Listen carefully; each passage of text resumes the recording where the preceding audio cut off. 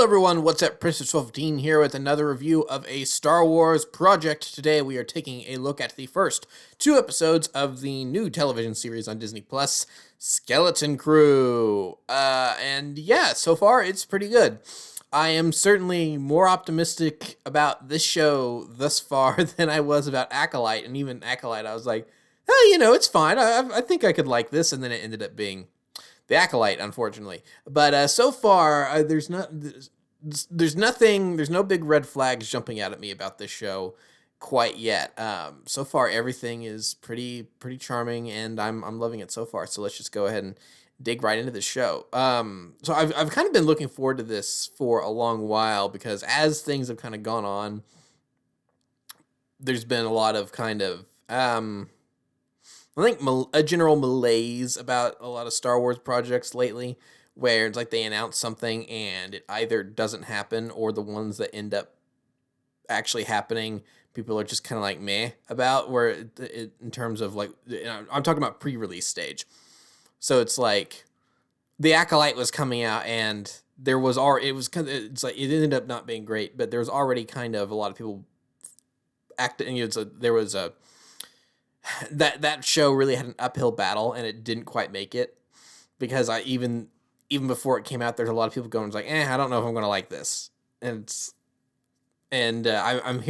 kind of been feeling a lot of, in terms of, not myself personally, but in terms of like seeing other people reacting to it, I've seen a lot of people going, this doesn't look good to me. I'm not really, this isn't what I'm looking for in Star Wars. And I'm like, this seems like great Star. It's like just the sheer concept of taking a lot of that Amblin style storytelling from the early 80s with like E.T. and the Goonies and a lot of Spielberg stuff, and kind of mixing it with a Star Wars aesthetic. To me, more than a lot of other Star Wars projects recently, this really kind of seems like, at least conceptually, kind of what this seems like perfect. This could be perfect Star Wars right here because of what it's doing. Because something that nowadays I think a lot of more casual people lose sight of is that the original Star Wars was this kind of 3 or 4 different things put in a blender and all,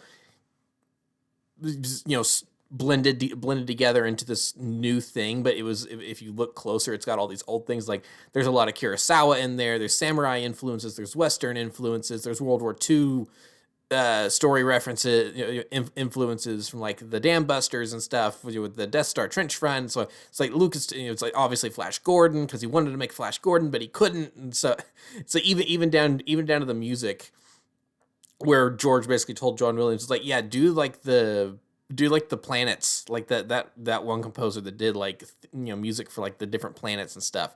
It's like, do that for Star Wars. And he went, okay. And he did that. And then we have what we know now as Star Wars. So it's like, I think Star Wars a lot of times works at its best when it's mixing a whole bunch of different things. And I think that's partly why the first season of The Mandalorian was so successful, because it was, yeah, it's Star Wars. Here's all the space stuff you recognize, but at its core, it's a Western.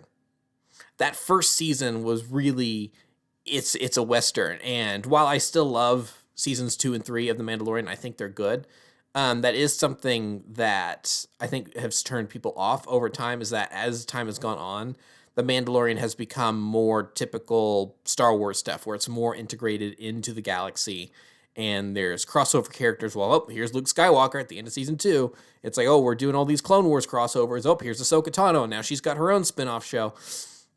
So it really has become more ingrained, and so for a more casual audience, it becomes harder for them to be able to kind of, even if it's subconsciously, identify like, oh, this is a Western in space. So it's more accessible that way. Skeleton Crew, I'm hoping, can kind of and so far to me it has kind of it can hopefully recapture some of that magic by doing, it's like, yeah, it's like a Spielberg film from the 80s starring these kids, and they're going on a pirate treasure hunt. It's like, but this time it's Star Wars. It's like that just seems awesome to me. It's like I want more out there concepts like that for more Star Wars stories. Like doing stuff like Bad Batch, continuing these stories of these characters we've known for years and years. I love that too. But for the franchise to really grow and continue, I think we need more stories like this, where you have a season 1 of The Mandalorian where it's like, yeah, this is in the era of the New Republic. So you kind of have a touchstone for where things are and what's happening. in the general galaxy, but then we can kind of go off and have this fun side adventure off here to the side. Um, and Skeleton Crew seems to be the same way. So it's like even starting in a very kind of not Star Wars way. Well, okay, that's not fair because it opens with this pirate battle, which I think is just awesome. Seeing the boarding tubes and all the pirates running across, and then you have this big firefight, and it's like, and then you have the trio of them that are jumping across to the cannons, and they're planting charges, and they're boosting off in their spacesuits, and it's blowing up the cannons, and then they're shoving people out the airlock, and just even the opening I think is really great, especially knowing that this is a TV series that's primarily kind of catering to kids, starring kids, but it opens with piracy is rampant in the galaxy, and the New Republic can't keep a handle on these guys. And instead of it being a black flag that is sending chills through down everyone's spines, it's receiving a radio transmission that says "surrender or die." That's awesome. I love that so much. Just seeing that, it's like if I'm in charge of Lucasfilm and I've got all these treatments in front of me, and I see that in like the first page of the script, I just take my stamp and put the big old approved thing on it. It's like, all right, run with this. It's gonna be great. So like I was kind of in moment one and so yeah, it does start a little more typical Star Warsy with stuff like that. You've got a battle in space and everything, and I do like that moment where it's like the guy was trying to tell you he doesn't have any credits. There's no credits on board. It's like and just kind of the subtle background storytelling of before the firefight breaks out, and it was very A New Hope, where the stormtroopers are about to board the Tantive 4, and you can hear that all the locking clamps grabbing onto the ship and the magnetic locks of the tractor beam and everything. You hear a lot of the same stuff as these pirates are about to board, but then it's in the cargo hold, and you see what everyone's taking cover behind. It's just food. Like they're basically robbing a semi truck that's on its way to Walmart. Is what these pirates are doing, and they think that it's a bank vault. So there's all this food, and they're fighting, and so I thought that was great. It's like, oh yeah, no, this is a cargo hauler. It's like that's all it is. It's like they're not going to have any money. And then sure enough, they open up the vault and it's empty. There's just one New Republic credit, and that is it. So I did really like that. I thought that was some good quick visual storytelling to kind of set it up. And so when the captain's going, and again, very like A New Hope, this is a counselor ship, we received no transmissions. It's like, it's the same thing. It's like, we're just a bulk freighter. We're carrying food. We don't have any money. And then, although this guy was, unlike Captain Antilles, the poor late Captain Antilles, this guy was at least telling the truth.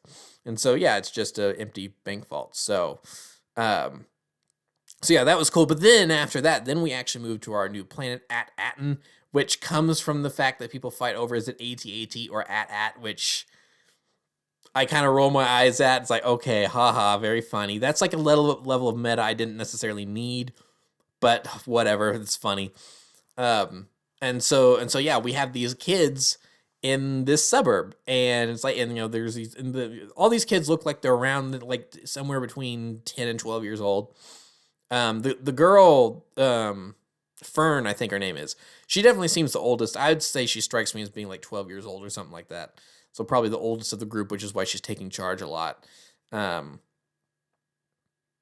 then Wim and the elephant kid, Neil, I think that's it. Yeah. I think they skew a little younger. Like they're like 9 or 10. But I just love the vibes of opening on Star Wars suburbs. We've never seen Star Wars suburbs before. And I saw a little bit of people complaining about, well, this doesn't look like Star Wars. I'm like, well, what makes this not look like Star Wars? It's like, yeah, it's supposed to be a galaxy far, far away, but this is, that's part of I think the charm of this project is that we've gotten however many, at this point, hundreds of hours of content with your space battles and your Jedi and the lightsabers and the strange alien planets. It's like there's going to be some. I think it's cool that we're finally seeing some things that are kind of like somewhat familiar, and the fact that this planet's supposed to be kind of weird. It's like maybe the fact that they've been isolated for a while, so it's like they're still trading around like mint condition and they mention it at the pirate port in the second episode, mint condition Old Republic credits. So this planet's been kind of out there for a while. And then not to mention the fact that like they've got their tablets or whatever, and it's there. I mean, the lessons of the Jedi are right there, and they weren't removed by the Empire at all. So I mean, this planet's been off on its own for a while. So it being a little different, looking like like suburbia, and then having the more futuristic Coruscant City, I like that. I like that, the kind of the mixing of the familiar and the unfamiliar, and like the out there Star Wars world. I think all that's cool. And then you've still got droids running around and stuff. A lot of droids. I wonder what it's kind of curious. I wonder what the ratio of droid to person is on that planet. Because I feel like they've got a lot of droids doing a lot of tasks, like their teachers, their cleaners, their maintenance bots, their security droids. There's all this other stuff going on. So I wonder but even then they're like, oh, we still need regular people doing like data entry. So that's interesting. So I'm very curious about the story behind this planet at Aten. But I like opening up on the Spielbergian suburbia. And they're playing lightsaber with their flashlights, which is so very authentically kid. That's great. And the one touch I actually really thought was really funny was the speeder bike in the garage, that the little obviously kid speeder bike, and it's got the little tassels on the end of the handlebars or on the throttle. It's like, I just thought, it's like this is just stuff that it's like Star Wars drawing influences from everywhere. It's like this being the Star Wars version of the 1980s kids suburbia. It's I really find all this charming, and I like it a lot. And it's like like running after the tram. It's like stop the tram! I overslept. Stop the tram! I'm gonna take a shortcut, and then going to it's like he lifts the bike over the thing, and then you hear the little ching of the little bell as it hits the ground. It's like I just love all this. And then they find the ship, they go in. And then of course they end up blasting off by accident. Now, the one thing that I wasn't really expecting at first, that I thought was kind of a cool subversion, is that the fact that the ship was upside down. I didn't think, and it's like, oh, it's upside down. Okay. And then when it turns over, and when the chairs come down, I'm like, wait, what's going on? Why am I? And then the headset falls. I'm like, oh, it's upside down. Okay, I thought that was cool. I liked that. Although I do have a couple questions. So like when they went up into the power core of the ship or whatever, so that hatch was on the ceiling. It's like, so there were a couple. I think there were a couple more things they could have done to like tell the audience. So like I think there needed to be like like an obvious ladder on the wall. And it's like, why is that ladder going up to the ceiling to nowhere? It's like, wait, that hatch is in the floor, so why would they need a ladder? Oh, it's upside down. More than before the seats come into play. But that's like a nitpick. It's like a little nitpick. Doesn't matter. So then the blasting off, and then I very different from what we normally see, because there's so many. At this point, there's a lot of different reactions to someone going into hyperspace for the first time. We see it from, I'm pretty sure, Rey, Ezra in Rebels. We see it from Omega in Bad Batch. It's like there's a lot of different reactions from people going into hyperspace for the first time in Star Wars at this point. I just really find it funny that these kids see hyperspace for the first time, and their gut reaction is to scream in terror. I think that's really funny. It's like, oh, wasn't expecting that. At this point, the going into hyperspace for the first time in Star Wars is almost kind of like Doctor Who, and it's bigger on the inside, and discovering the TARDIS for the first time for a new companion.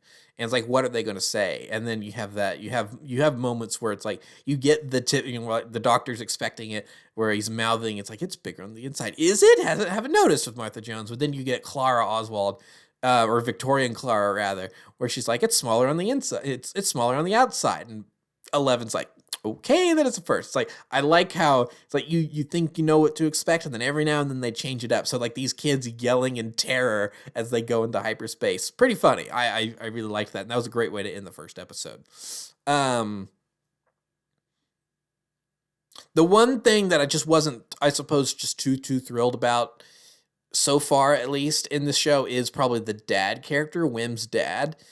And it's like, okay, this now again, this is like episode 1 and 2 of 8 or whatever. So we've got time.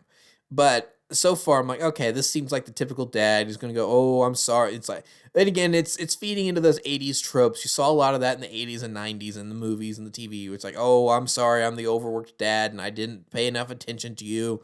And it's like, I forgot that you are the greatest adventure and blah blah blah. So it's like, so far I'm not really seeing too much with the dad that's like really anything too interesting. Now maybe one thing that could make this character improve for me is, and we maybe got a hint of it in at the end of episode 1, in the little short moment he's in episode 2, that I think could be fun, is if this guy's like a total wuss, like a total coward. Um the way he was running, like the way he was like gobsmacked at the spaceship, flying, lifting off and flying away with his son and his friends, um, and then like running to the security droids and everything, and like just not really being able to properly tell them what happened because he's so stupefied by what happened. It's like, and obviously he's gonna he's gonna, what I'm assuming is gonna happen is that he's gonna meet up with the girl's mother, with Fern's mother, and then she, being in her high kind of position, she's going to be able to get them a ship, and then they're going to be able to go off world, and they're going to go track down these kids, and then they're going to follow their hyper trail or whatever and try to track down the kids. So I think what's going to kind of happen is that you're going to realize that the mom is very capable, who's kind of in this dead end data entry job to, like, because it's like this, she thinks it's like the safest thing for her family. While meanwhile, the dad of Wim's dad is just going to be a huge wimp. He's going to be scared of everything.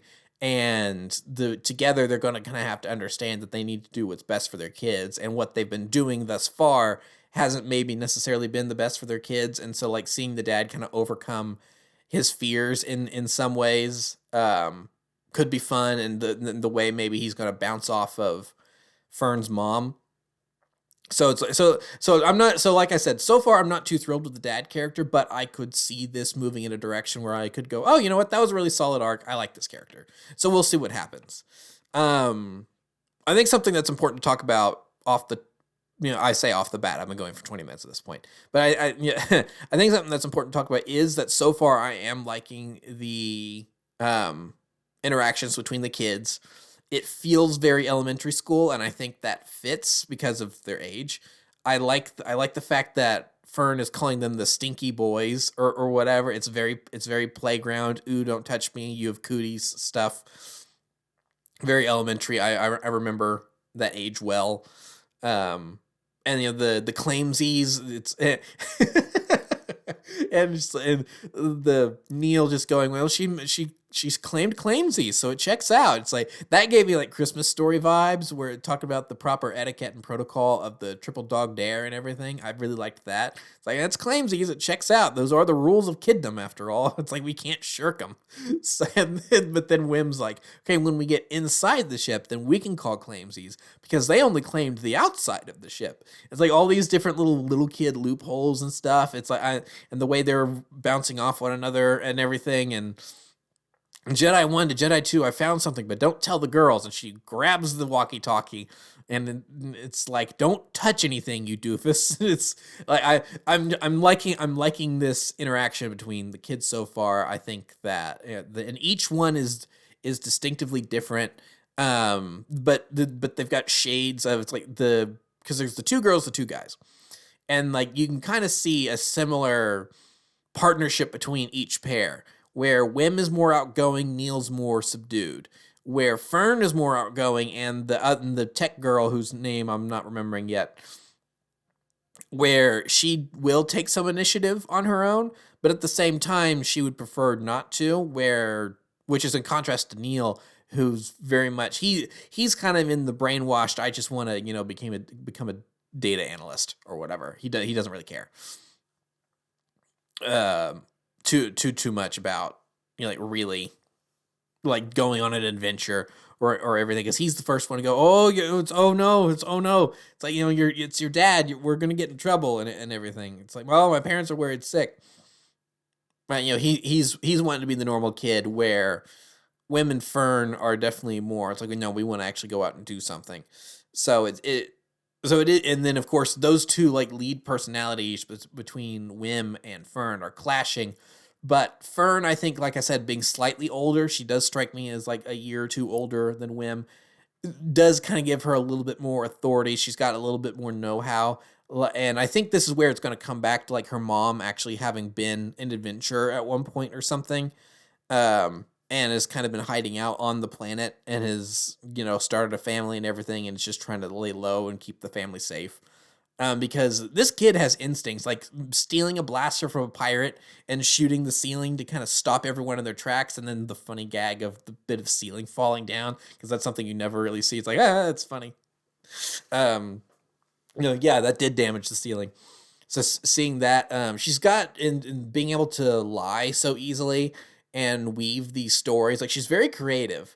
Like even though I saw it coming from a mile away, it's like, it was a sewer system. And Grandpa said that, these people got infected by a gas and they started to eat each other. And so they had to be locked inside.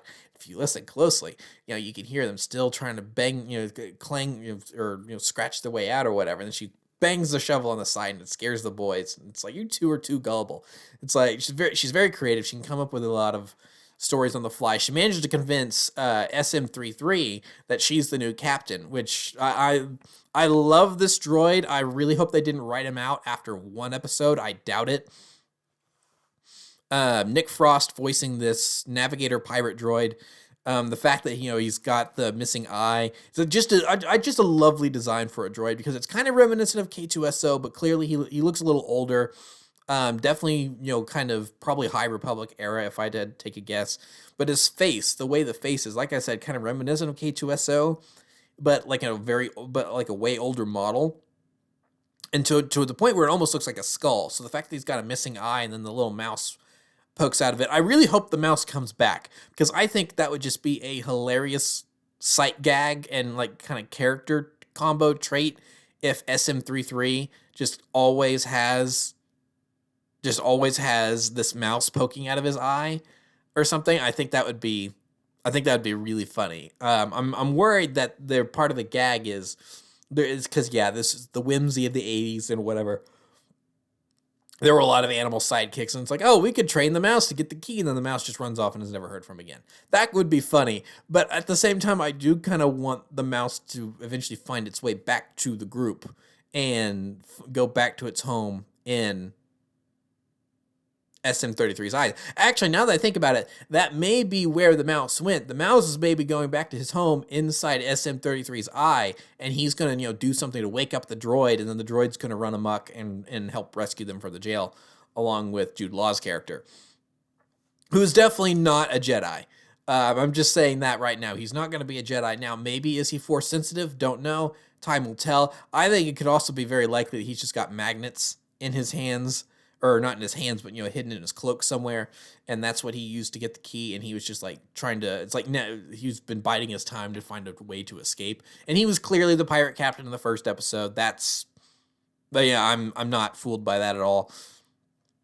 And so he's kind of like, now that he knows that there's these kids that just need to get off and get out, get off this rock and get out of there, and they've got their own ship. He's like, oh okay, that's gonna make it easier to get out of here. So he's kind of finding his opportunity. But yeah, it would be funny if the mouse ran off to reactivate the droid inadvertently. I think that because it's like, just thinking of like a character lineup where it's like you've got them all standing at the end of like the series and they found their treasure or whatever. I think it just would be funny if they're all standing there in like the Star Wars hero pose, but right before the end, and you just see the mouse stick itself out of SM33's eye. So that, I just think that would be funny. So yeah, we've got this hive of scum and villainy in the second episode. That's really, really cool. All these different pirates and aliens, and Vane from Mandalorian Season 3 shows up, so he's clearly found another pirate crew to run with. Yeah, and I just very very seedy. The fact that these kids are running around, it's one of those. It's like, yeah, these kids should not be here. This is not safe. And the one thing that actually really freaked me out is the little shuttle, not even a shuttle, but whatever the ferry the ferry that went to take them to the pirate port, and when they climb through basically what is a plastic tube, and it's like, wait, so it's basically a little speeder they just put a glass thing on so that way it could survive in the vacuum of space. So I wouldn't feel safe getting that thing at all. That one kind of gave me the heebie-jeebies, like, ugh. It's like, but it's a pirate port. It's not going to be safe. This is basically Space Tortuga, so I kind of you kind of expect stuff like that. So, um, and then yeah, the second episode ends and they're going to break out of jail, Jude Law. So yeah, no. So far, I am really. It was kind of it's over. Come on, which is good because I don't know if with the it was like I don't know if because this, like I said, this second episode ended and I was like, I want to watch the next one, which is good because I don't know if with the Acolyte, if I was like, okay, I'm interested, but it's like I'm not dying to know exactly what happens next. Where with so far of Skeleton Crew, I'm like, okay, this is charming. I actively want to watch more, and I want to be able to hit the next episode button and watch the next one. We gotta wait a week. So far, this I'm really enjoying this. Now, like it's only 2 episodes in. This could fall off the wagon like Acolyte did and end up being a disaster. Who knows? But so far, I've got a good feeling about this. I'm liking the vibes so far. I've been very curious about this show for the longest time and hearing about it and what it was going to be like. And it kind of feels like it's kind of come up with a little fanfare and no one's really paying too much attention to it, which hopefully could maybe help it out where they go in with low expectations going, oh no, this is fun, this is good. And because the same thing kind of happened with Mandalorian, where a lot of people tuned into the Mandalorian's first season because it was Disney Plus had just launched. There wasn't like a ton of original content on it yet. And they're like, let's just check this thing out. And it kind of captured a lot of people. Now you've got a lot of people that are probably more into Star Wars now than they would have been otherwise. So we'll see if Skeleton Crew does the same thing. But yeah, no, I thought this was good. I really liked this premiere, and I am very much looking forward to the next few episodes in the weeks to come. So yeah, that'll be it for this review of Skeleton Crew. So thank you for watching. Remember to like, comment, subscribe, all that great stuff. Remember to follow me on Twitter and Instagram. Those links are in the description below. And I will see you guys next week for another episode of Skeleton Crew. So thank you for watching and goodbye.